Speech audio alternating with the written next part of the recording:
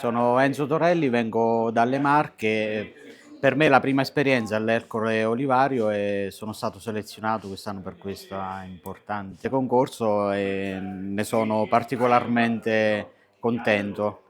Nelle Marche quest'anno è stata un'annata particolarmente difficile, al contrario dell'annata precedente nella quale c'è stato un ottimo raccolto. Quest'anno è stato un anno difficile con uno raccolto diciamo scarso, ma soprattutto con un importante attacco di mosche olearia.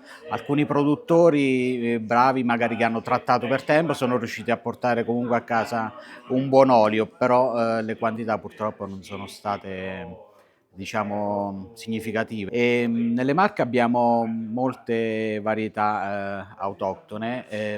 Le principali sono l'Ascolana tenera, che ha un sentore prevalente di pomodoro e viene principalmente coltivata nell'Ascolano.